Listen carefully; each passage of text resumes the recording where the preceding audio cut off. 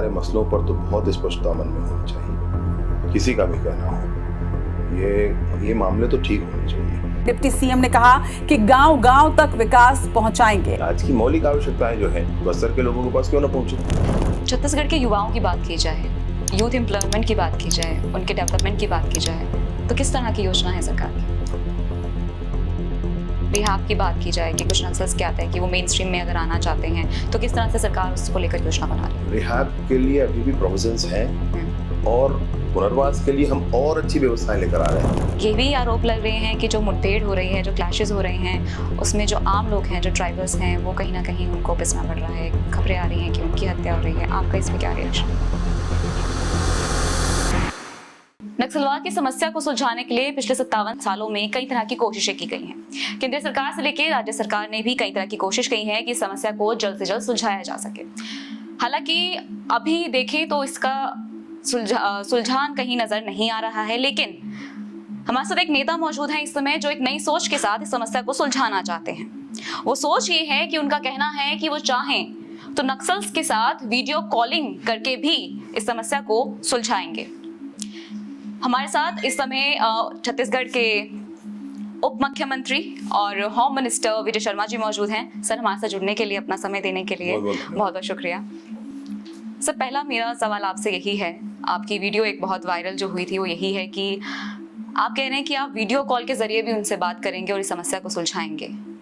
जी बिल्कुल। सर, कैसे आपको लगता है कि पूर्वोत्तर भारत का असम, त्रिपुरा, मेघालय, नागालैंड, मिजोरम सभी जगहों में जो विभिन्न समस्याएं थी सबका हल निकल गया माननीय मोदी जी की सरकार में, माननीय अमित शाह जी के नेतृत्व में। और मैंने बहुत देखा, उसको समझा, तो ये स्पष्ट दिखता है कि चर्चा के आधार पर निर्णय होना वो ज्यादा स्थायी हो सकता है, ज्यादा अच्छा हो सकता है। और उसी आधार पर छत्तीसगढ़ में भी इस दायित्व को माननीय मुख्यमंत्री जी ने मुझे दिया है, तो मैंने फिर बिल्कुल ही यही सोचा कि चर्चा करनी चाहिए, बातचीत करनी चाहिए। आखिर क्यों ऐसा कर रहे हैं? सरकार क्या चाहती है? सरकार चाहती है कि बस्तर के गांव में विकास पहुंचे, बिजली, पानी, सड़क, स्कूल, अस्पताल, आंगनबाड़ी, मोबाइल टावर आदि आदि चीजें जो आज के जीवन की मौलिक आवश्यकता है वो पहुंचे। कोई क्यों ये सोचेगा कि ये ना पहुंचे? और अगर कोई ऐसा सोच रहा है तो एक बार उनसे बात करनी चाहिए, और इसलिए बात करने के लिए सरकार हर क्षण तैयार है। बातचीत करने का कोई भी मोड हो सकता है, करस्पॉन्डेंस हो सकता है, प्रत्यक्ष मुलाकातें तो संभव होती नहीं है, तो कोई मीडिएटर हो तो भी हो सकता है। और सब कुछ छोड़ करके नई टेक्नोलॉजी का समय है, आप सीधे you can make a video call to me, उस पर भी बात हो सकती। बात करके आप चाहते क्या है या सरकार क्या चाहती है, स्पष्टता दोनों के बीच होनी चाहिए और निर्णय इस पर होना चाहिए। मैं सोचता हूँ कि इस बात से तो सभी सहमत होंगे, आज की मौलिक आवश्यकताएं जो हैं वो सब तक पहुंचना चाहिए, बस्तर के लोगों के पास क्यों ना पहुंचे। लेकिन सर, हाल फिलहाल की खबरें अगर हम देखें, कई क्लैशेस जो हैं वो नजर आते हैं, कई नक्सल्स कथित रूप से इस दौरान मारे गए हैं और कई सिक्योरिटी फोर्सेस की भी जान गई हैं। तो क्या लगता है, क्योंकि हाल फिलहाल में तीन महीने का आंकड़ा अगर देखा जाए तो करीबन 3 महीने के आंकड़ों में सरकार की तरफ से काफी अभियान हुए हैं, और होने का कारण है ये बीजापुर में सर्वाधिक अभियान हुए हैं, क्योंकि बीजापुर में सर्वाधिक हत्याएं होती। बीजापुर जिले में पिछले चुनाव के समय भी काफी लोगों की हत्याएं हुई थी, विशेषकर भाजपा कार्यकर्ताओं को चुनकर मारा जाता है, भाजपा नेताओं को चुनकर मारा जाता है। अभी कितने घरों में हम लोग मिलने के लिए जा चुके हैं, आखिर ऐसा कब तक भाई? किसी को भी जन अदालत लगा करके मार दिया गया, क्यों मार दिया गया भाई? किसी की हत्या कर दी गई, ये सब बातें ठीक नहीं है। और बीजापुर में अधिक होने के कारण फिर सर्चिंग ऑपरेशंस भी हुए, सर्चिंग ऑपरेशंस हुए तो क्लैशेस हुए, क्लैश में तो ये हो सकता है। सर, तो एक तरफ क्लैशेस हो रहे हैं, दूसरी तरफ आप बात करने की बात कर रहे हैं, तो क्या लगता है ऐसा ही हो सकता है। मैं आपसे ये कहूँ कि अगर दोनों ही तरह की गतिविधियां, सरकार की गतिविधि बंद हो जाएगी, क्या बात करेंगे कोई हमसे? बात करने की स्थिति बननी चाहिए, तब बात होती। मतलब बहुत बड़ा कोई अंतर है दोनों के बीच में, तो क्या बात, कोई बात नहीं हो सकती फिर। तो सरकार की गतिविधि बिल्कुल स्पष्ट है, और सरकार वर्तमान में जो कैंप हमारे लग रहे हैं वो कोई सुरक्षा कैंप नहीं है, वो विकास के कैंप है। हमको विकास गांव-गांव तक पहुंचाने के लिए वो कैंप लगाने पड़ रहे हैं। और उन कैंप के आसपास के सारे गांवों में फिर हम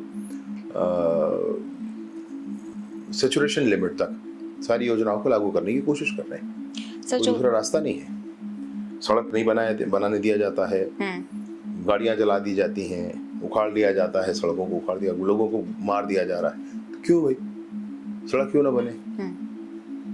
बिजली पहुंचा रहे हैं तो बिजली के खंभे तार काट ले रहे हैं, फेंक दे रहे हैं, खंभा लगाने वालों का अपहरण हो जा रहा है, गोली मार दे रहे हैं, गला रेत कर मार दे रहे हैं। तो बिजली क्यों नहीं पहुंचेगी भाई? Anyone should tell me this thing. भाई बिजली क्यों नहीं पहुंचेगी भाई? वो हम उनको छोड़ दिया जाए बस वैसे ही? ऐसा नहीं है। मतलब कोई बात हो तो बताएं भाई, आप चाहते क्या है? आप सोचते हैं कि नहीं भाई अच्छे से इनके जीवन हो, तो हाँ जरूर आप बताइए कैसे अच्छे से होगा। आप बताइए अच्छे से कैसे होगा, वो करेंगे।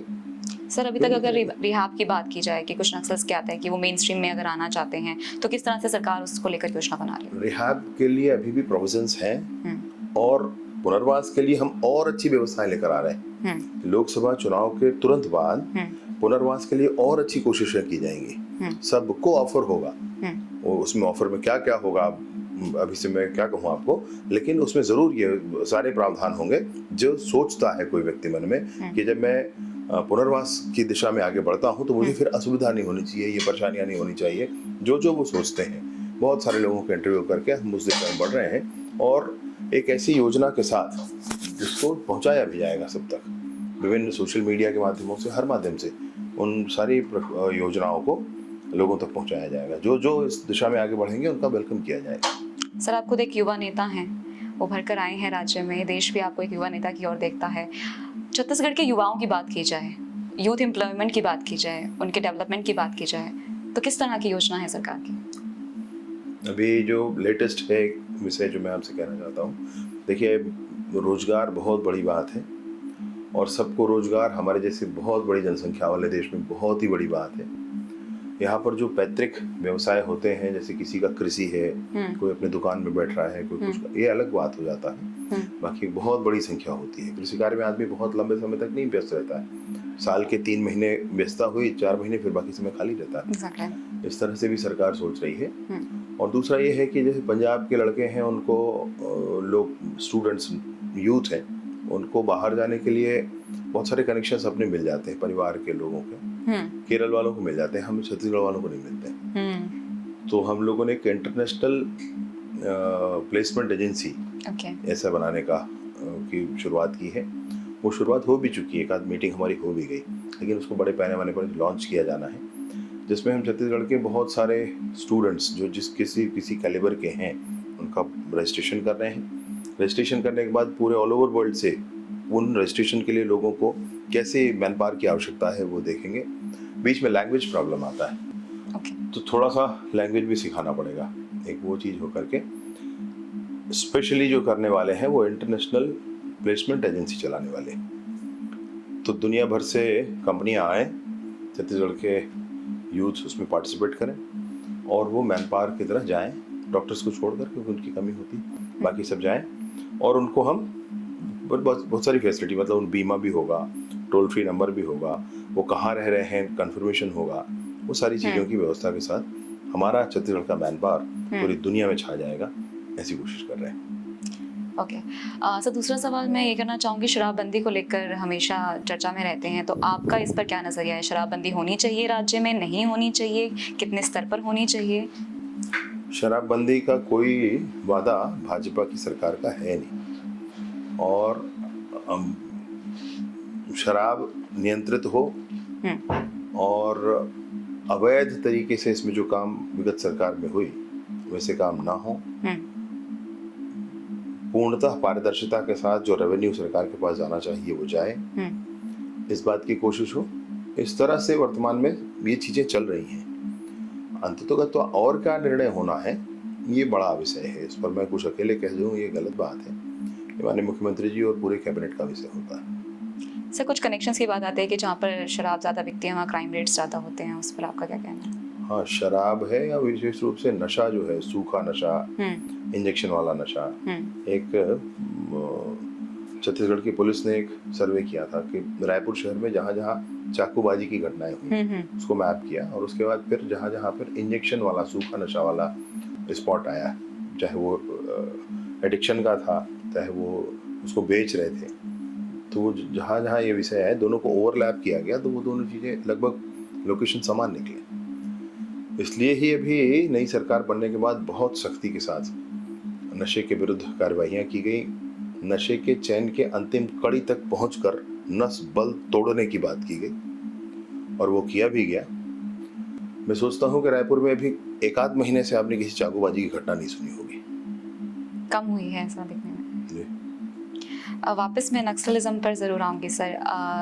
ये भी आरोप लग रहे हैं कि जो मुठभेड़ हो रही है, जो क्लैशेस हो रहे हैं, उसमें जो आम लोग हैं, जो ट्राइबल्स हैं, वो कहीं ना कहीं उनको पिसना पड़ रहा है। खबरें आ रही हैं कि उनकी हत्या हो रही है। आपका इस पर क्या रिएक्शन रहेगा?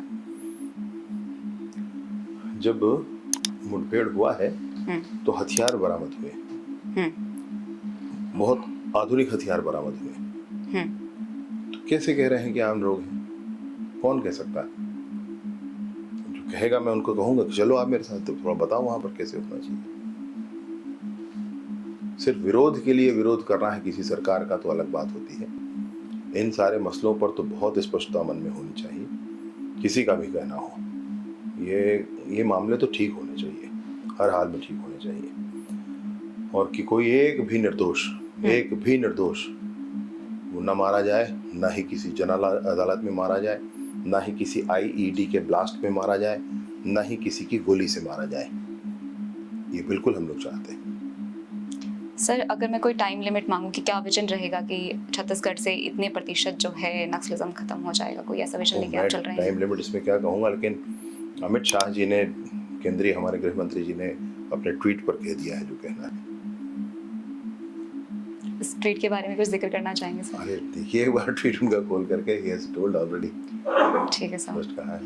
उम्मीद है सर, जिस तरह की आप अप्रोच रख रहे हैं, नई सोच के साथ आप खुद एक कदम बढ़ा रहे हैं आगे, तो उम्मीद है कि वो भी आगे कदम बढ़ाएंगे और इस समस्या का जल्द से जल्द हल निकलना चाहिए। अगर चर्चा शुरू हो जाती है ना, तो मैं 100% मान रहा हूँ कि हल निकल आएगा। और हल इसलिए निकल आएगा अगर उनके मन में ये भाव है कि बस्तर के आदिवासी, वहाँ के वनवासी, उनके जीवन में परिवर्तन आना चाहिए, अगर ये उनका भाव है तो यही भाव सरकार का है। तो जब दोनों ही भाव समान हैं तो रास्ते भी एक हो सकते हैं। बिल्कुल। धन्यवाद सर, अपना कीमती समय हमें देने के लिए, और आप देखते रहिए लॉ स्ट्रीट भारत।